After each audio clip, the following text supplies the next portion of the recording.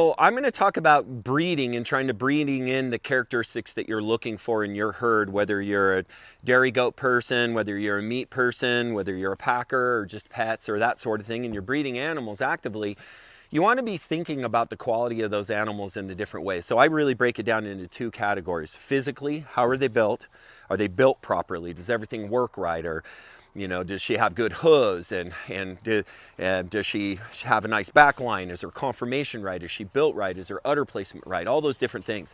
So I'm gonna assess a goat for its physicality, and then I'm going to figure out, okay, how do I want to alter that? Do I want to change that? Do I want that goat more leggy? Do I want it to be less posty in the back end, which means a straight hind end leg? Do I want them to be a little more slightly hawky, where they're kind of coming out on the back end?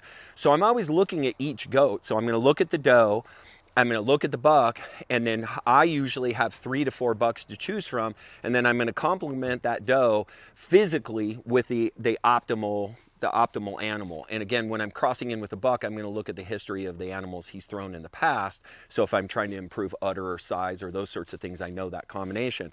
The other thing that I think you should be really mindful of when you're breeding is not only breeding in good and better physical attributes and more healthy animals and culling things like animals that have poor worm resistance and those sorts of things, but as well going in and breeding in temperament.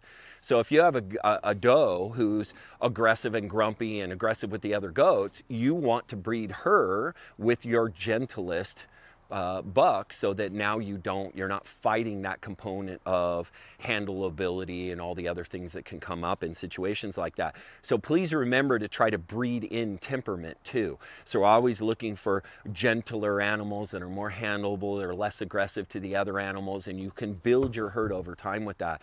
I do want to tell you, one of the difficult things about running a good breeding program, the most difficult, is the culling process, because these are our friends, right? These are animals that have a use here on the ranch. They still produce milk even if they don't make the best babies, and that's where I've struggled. I've really struggled with culling.